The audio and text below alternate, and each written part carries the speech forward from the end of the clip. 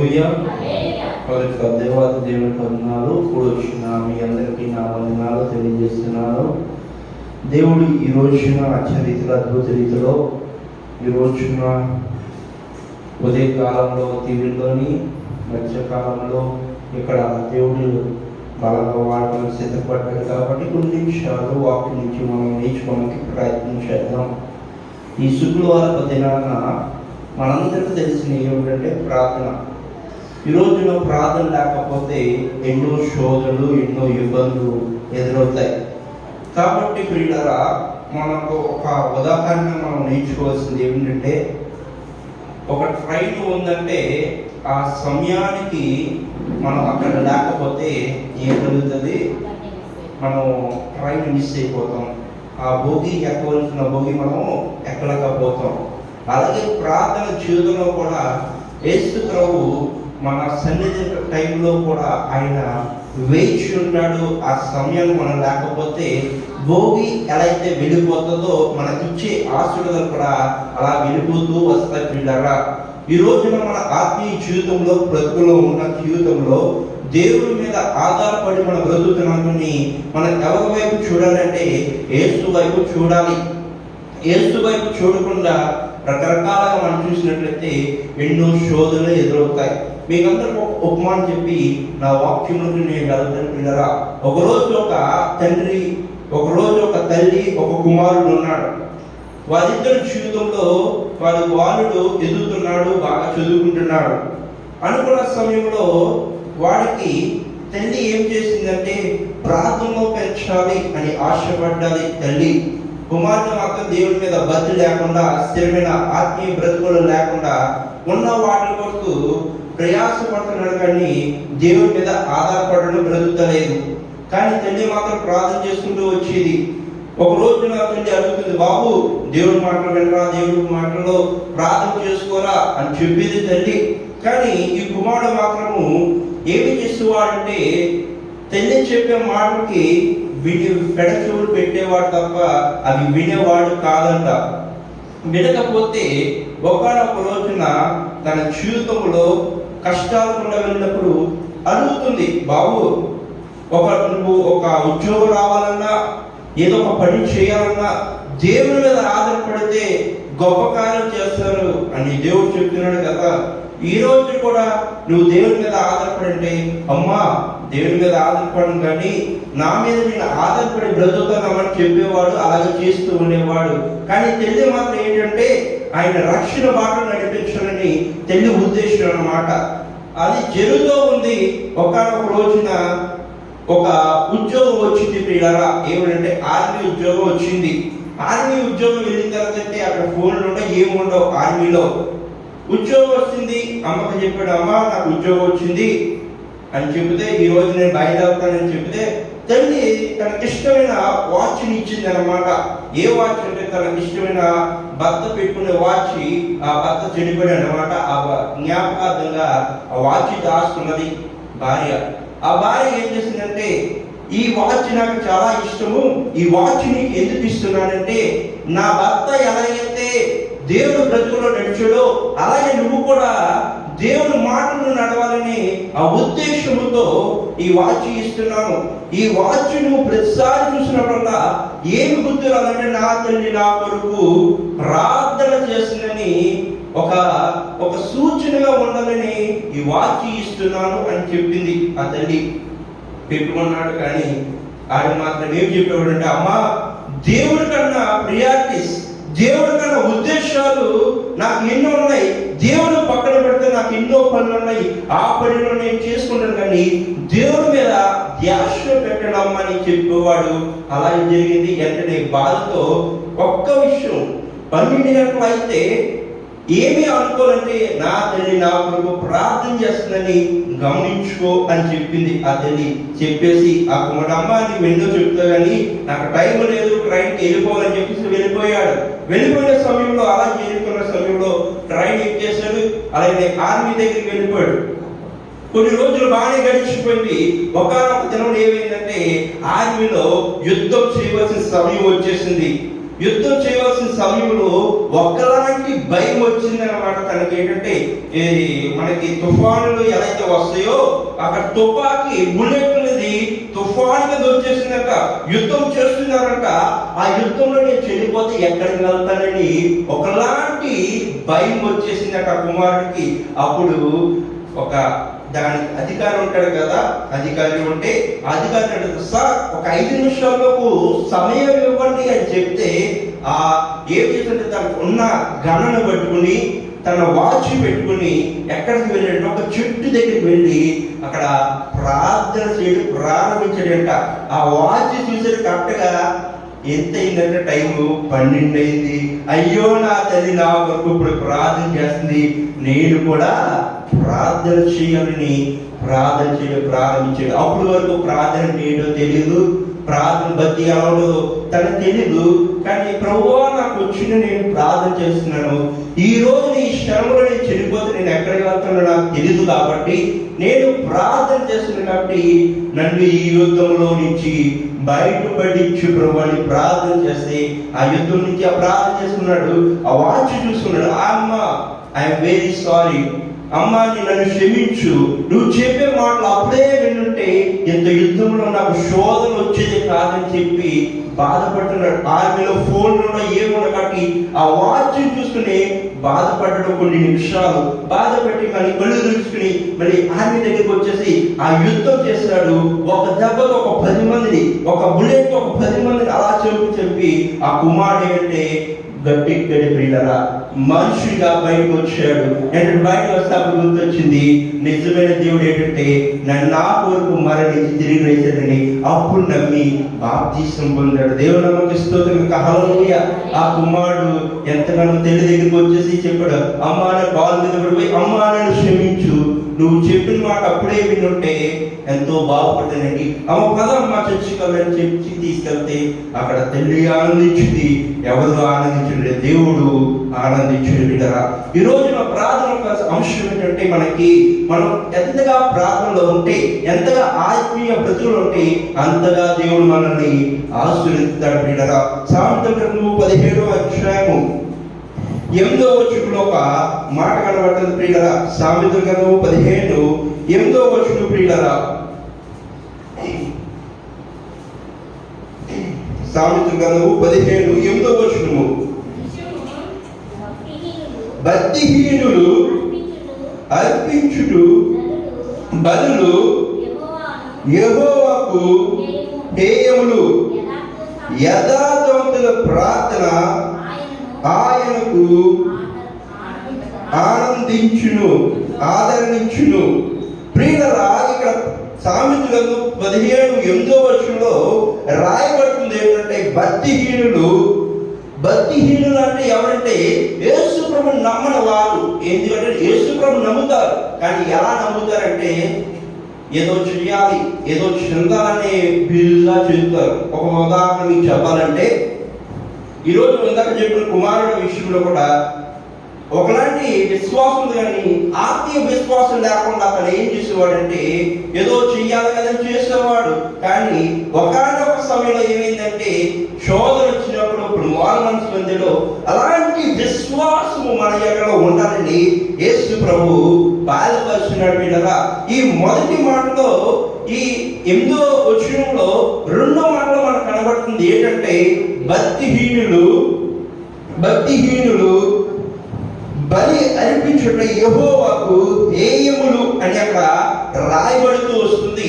దేవుడు బలి అర్పిస్తున్నారంట, ఎంతో బలి అర్పిస్తున్నారు. ఆ బలికి ఏమవుతుందంటే దేవుడు ఇష్టపడతలేదంట. చాలా మంది బలి అర్పిస్తారు. దేవుడు నమ్ముకునేటప్పుడు కొన్ని బలులు కూడా మీరు అర్పించేవారు, కానీ మామూలుగా చెప్తున్నాను కానీ వినండి. ఎందుకంటే ఒకనొక దినంలో పూర్వదినంలో ఏమనుకున్నవారంటే దేవుడు మన పాపాలు పోవాలన్నా మన కీడు పోవాలన్నా ఏమి చేస్తాడంటే కోడినో లేదంటే మేకను బలి ఇచ్చేవారు. ఎందుకంటే ఆ బలి ఇవ్వడం ద్వారా ఏం కలుగుతుందంటే మనం చేసే పాపములు ఆ కోడికైనా లేదంటే ఆ మేక వెళ్ళిపోయి పాపం పోతాయని నమ్ముకుని అలా చేసేవారు. ఈ రోజు కూడా బలులు అర్పిస్తున్నారు, దేవుడికి ఇష్టంగా ఉంటున్నారు, కానీ ఆ బలికి దేవుడు ఇష్టపడతలేదంట.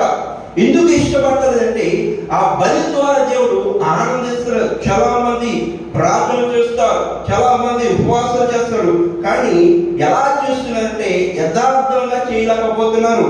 ఆ 2వ వచనంలో అక్కడ రాయబడింది, యథార్థవంతుల ప్రార్థన ఆయనకు ఆనందకరము అని అక్కడ రాయబడి ఉంది. ఆనందకరము. యథార్థవంతులు ఎవరు? యథార్థవంతులు అంటే ఎవరైతే నిజముగా ప్రార్థిస్తారో వాళ్ళ ప్రార్థన దేవుడు ఏం చేస్తుంటే ఆలకిస్తాడంట.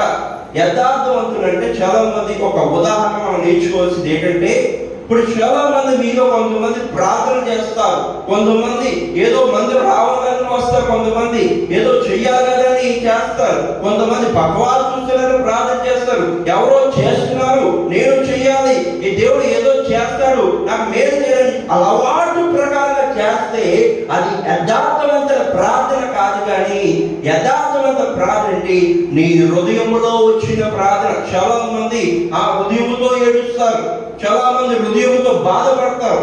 అలాంటి ప్రార్థన దేవునికి ఆనందకరంగా ఉంటుందంట.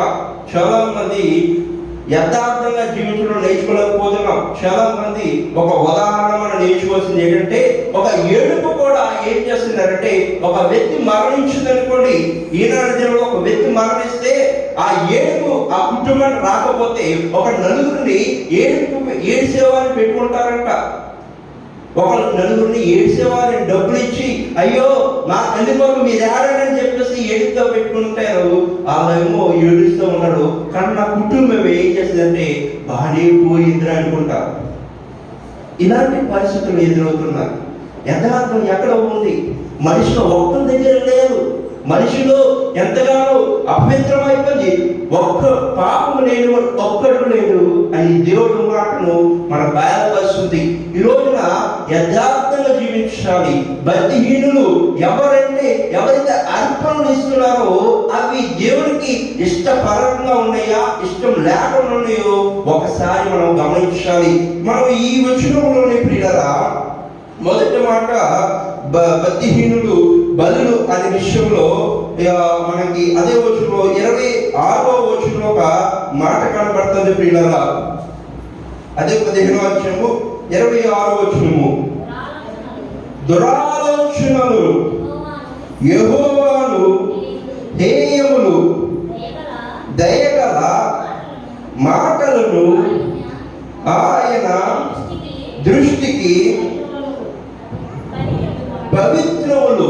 ప్రియులారా ఇక్కడ గమనించవలసింది ఏంటంటే, దురాలోచనలు ఎవరైతే చెడు మార్గంలో వెళ్తున్నారో అవి దేవునికి హేయములు అంట. మనం మొదటి మాటలో నేర్చుకున్న మాట ఇది. ప్రియులారా మనము మంచి ఆలోచన వెళ్తాం, మంచి ఆలోచన వెళ్ళి కానీ ఎదురొచ్చిన శోధన బట్టి చెడు మార్గంలో వెళ్ళిపోతాం. ఒక ఉదాహరణ మేము చెప్పాలంటే, ఒకరోజు మేము ప్రయాణం చేసుకుంటూ వెళ్తున్నాం బండి మీద వెళ్తున్నప్పుడు అంతా బండి బాగానే సాగుతున్న సమయంలో ఇంక ఏ అపాయం ఉండదండి. బైపాస్ ఎక్కేసిన తర్వాత బాగానే ఉంది, కొంచెం దూరం వరకు బాగానే ఉంది. ఒక వ్యక్తి ఏం చేస్తున్నాడంటే అటువైపు వ్యక్తి బాగానే వస్తున్నాడు, మేము బాగానే వెళ్తున్నాం, కానీ ఏవేదో తెలియదు వాడికి. వెంటనే బండికి డాష్ ఇచ్చడం ప్రారంభించడం, వెంటనే పడిపోవడం జరిగింది. ఏదో అనుకుంటా ఏదో జరుగుతుంది ప్రతిలో.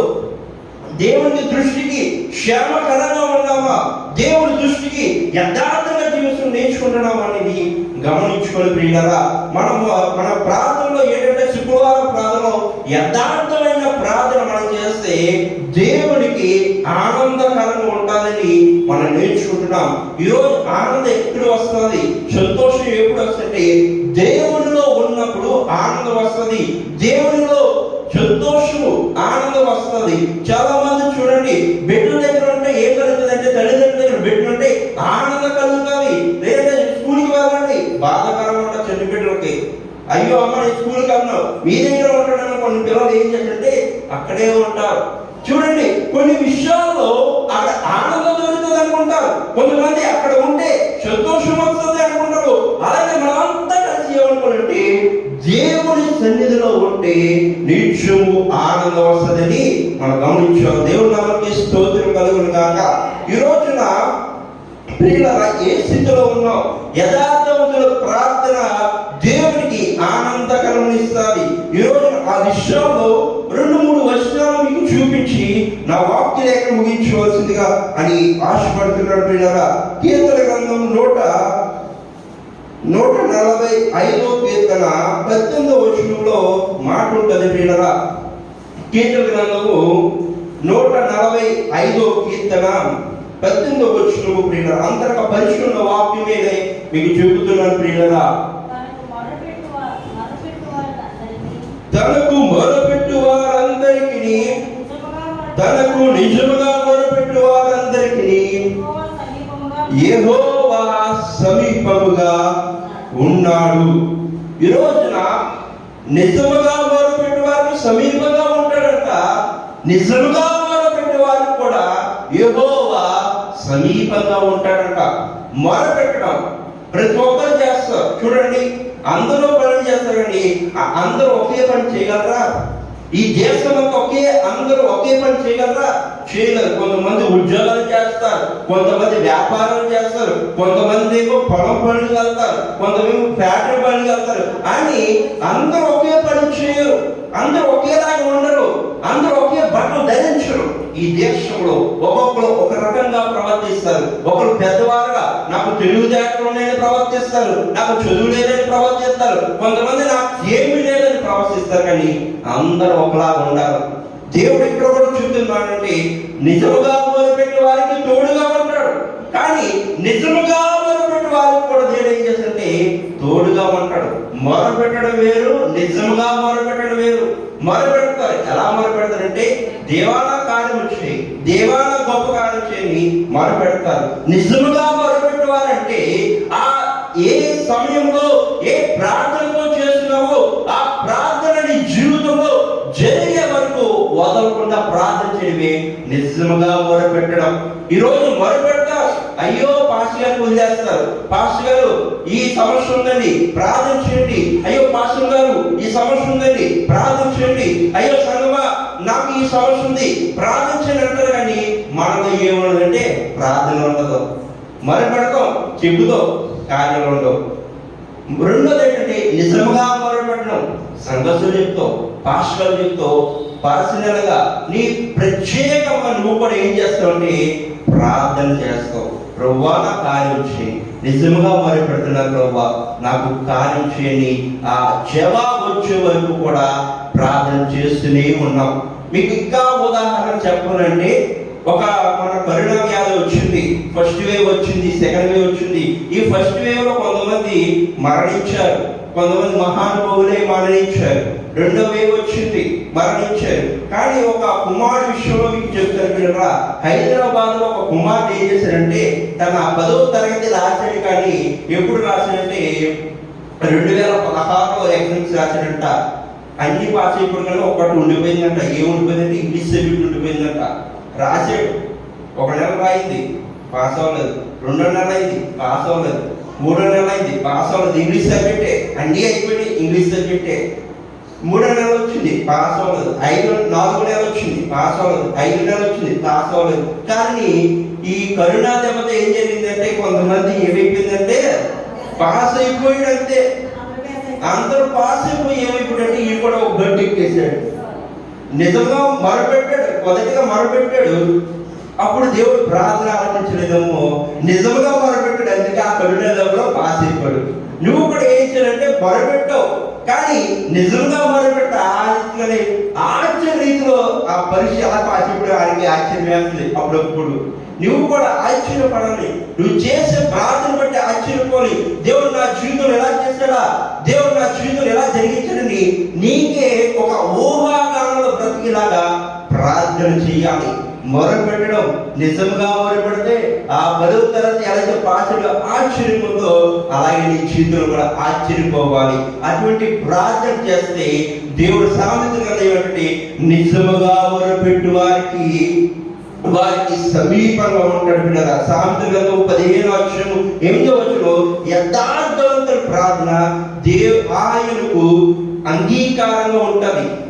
ఈ రోజు యథార్థంగా చేస్తేనే, యథార్థంగా నడుచుకుంటేనే చూడండి దేవుడు ప్రార్థన ఆలకిస్తారు. ఈ శుక్రవారం ప్రార్థన ఎన్నో రోజులు బట్టి వస్తున్నాం. నీ జీవితంలో నీకు సమస్య ఉందా, బాగుందా, శోధనుందా? అయితే గమనించు, దేవుడు నీ ప్రార్థన ఆలస్యం చేసినాడు కానీ తొందరగా క్షమాపణకి సిద్ధపడుతున్నాడు. ఆ సిద్ధపడే లోపల నువ్వేమి చేయాలంటే మొరపెట్టడం నేర్చుకుని, నిజంగా మొరపెడితేనే ఎంతో దేవుడు గొప్ప కార్యం చేస్తాడు. ఏదైనా ఒక పని చేయండి, ఒక నెల వరకు పని చేస్తేనే ఆ నెల అంతా అయిపోయిందా మీకు ఏమి ఇస్తారు? పని చేస్తే జీతాలు ఇస్తారు. ఆ నెల అంతా కష్టపడకపోతే జీతాలు ఇస్తారు ఎవరికైనా? ఎవరికైనా కూర్చుని పని చేయండి అంటే ఎవరు చేయలేరు. పని చేస్తేనే నీ పని బాగుంటే డబ్బులు పెంచుతారు, నీ పని బాగుంటేనే ఉన్న రాబడి పెరుగుతుంది, నీ ఇంట్లో సమస్యలని ఇబ్బందులు పోతాయో. నువ్వు కూడా అలాగే దేవుని సన్నిధిలో చేయగా దేవుడు ఏం చేస్తుంటే గొప్పకారం చేస్తాడు పిల్లరా, ఆశ్చర్యకారం చేస్తాడు పిల్లరా. నీకేం కలుగుతుందంటే అద్భుత కార్యాలు జరుగుతాయి. ఒక ఉదాహరణ చెప్పేసి నేను ముగించేస్తున్న సమయం ఎక్కువైపోయింది కాబట్టి ఇంకా నేను మాట్లాడిన కానీ చెప్పడానికి టైం లేదు. ఒక ఉదాహరణ మీకు చెప్పి నేను ముగించాలని ఆశపడుతున్నా పిల్లరా. ఒకరోజు ఒక తోటమాలికి ఒక తోట ఉంది. ఆ తోటకి ఎన్నో చెట్లు ఎన్ని ఉన్నాయి, కానీ తీరా చూస్తే ఏమైందంటే అతని దగ్గర ఎవరు లేరంటే పనివారు లేరు. డబ్బు ఉంది, పొలం ఉంది, కానీ ఎవరు లేరు, పనిచేసేవారు లేరు. ఫోన్ చేస్తున్నాడు, వాళ్ళ ఫ్రెండ్స్కి ఫోన్ చేస్తున్నాడు, మీ దగ్గర ఎవరైనా ఫ్రెండ్స్ ఉంటే పంపించండి, ధనం ఎక్కువైనా మేము ఇస్తామని చెప్తున్నారు. కానీ వింటున్నారు, పక్కన పెడుతున్నారు. కొన్ని రోజుల తర్వాత పనివారు ఎవరు పెట్టి ఒక 15 మంది దాకా వచ్చారు. వచ్చి అతని దగ్గర వచ్చి, సార్ మీకు ఏం పని చేయాలి చెప్పండి, మేము చేస్తామని ఒక 15 మంది వచ్చారు. వచ్చిన తర్వాత అక్కడ పనులు ఉన్నాయమ్మా, ఆ పొలంలో కొన్ని పనులు ఉన్నాయి చేయండి అంటే పని చేసుకుంటూ వచ్చారు. ఒకరోజు ఒక బాగా పెద్ద పని వచ్చింది. ఏంటంటే చెట్లు నరకడం అనే పని వచ్చింది.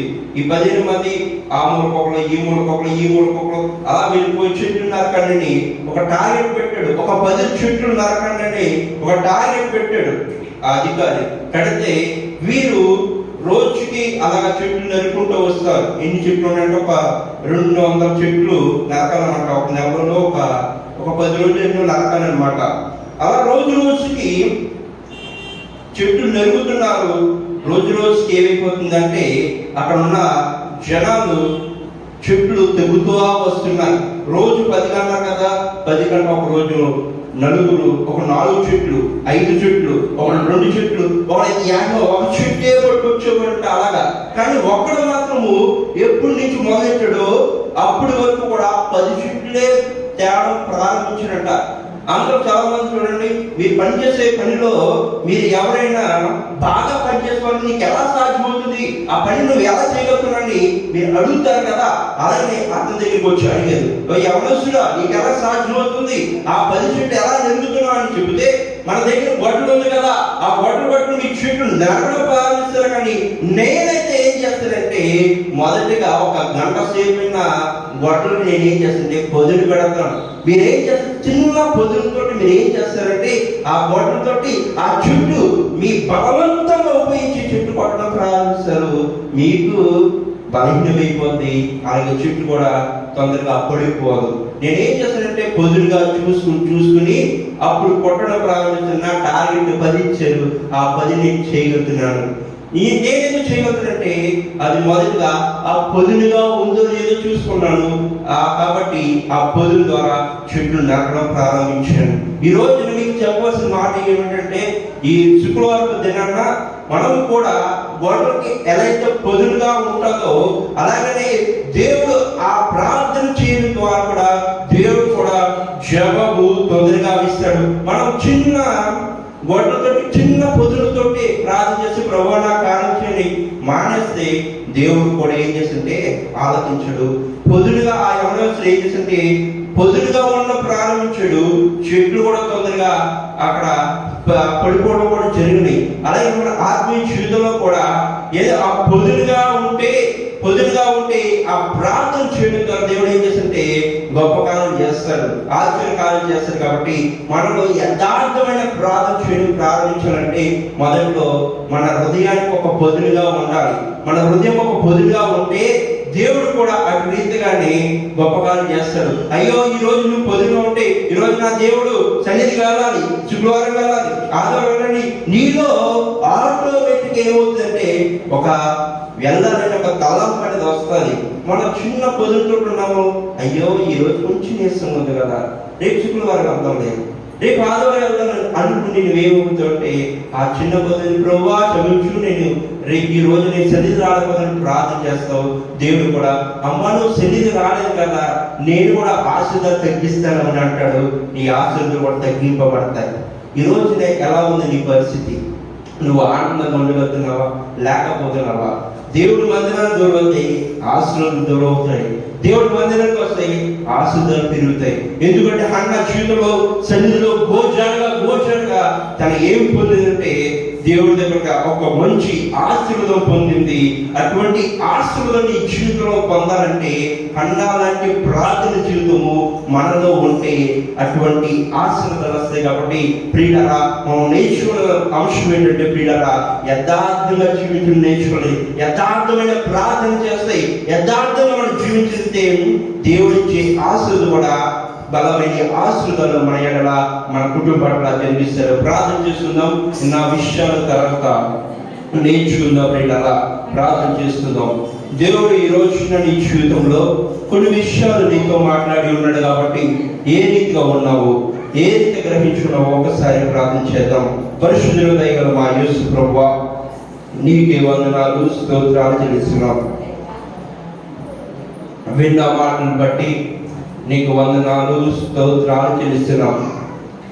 నిజమే ప్రభువా, యథార్థమైన ప్రార్థన చేయుట ఆయనకు ఆనందకరము అనే మాటను మేము గ్రహించాం. ఈ రోజున యథార్థంగా ప్రార్థించడం నేర్చుకోలేకపోతున్నామేమో. విన్న ఈ మాటలు పట్టించి ప్రభువా, నిజముగా మొరుపెట్టడం వారికి మొరుపెట్టడం వేరు, నిజముగా మొరుపెట్టడం వేరని నువ్వు చెప్పున్నావు. కాబట్టి ఈ రోజు నుంచి నిజముగా మొరుపెట్టి గొప్ప కార్యములు, ఆశ్చర్యకార్యములు జరిగించి నడిపించమని ప్రార్థన చేస్తున్నాం. నీ దీవెనలు ఆశీర్వాదాలు కుమరించండి. విన్న మాటలు వ్యర్థంగా పోనిక ప్రభా, హృదయమైన నాటుకుపోయినాక ప్రభా, నీ దీవెనలు, నీ ఆశీర్వాదాలు ప్రతి బిడ్డకి నీ ప్రభా నువ్వు దయచేస్తున్నావు. యేసుక్రీస్తు నామములో ప్రార్థిస్తున్న మా ప్రియ పరలోకమైన తండ్రి, ఆమేన్. మన తండ్రి ప్రేమ, పరిశుద్ధ కృప, అన్యోన్య సహవాసము మనకి, అలాగే ఈ స్కూల్ వాళ్ళ ప్రార్థనకి, దేవుడు వచ్చిన ప్రియమిత్రులకి ఇప్పుడు ఎల్లప్పుడూ సదాకాలము తోడుగాక. ఆమేన్, ఆమేన్. యేసు రక్తమేచ్ఛ ప్రభువు సంపూర్ణ విజయం అపవాదికి నాశకలుగాక. ఆమేన్, ఆమేన్. మీ అందరూ నా వందనాలు కొంచెం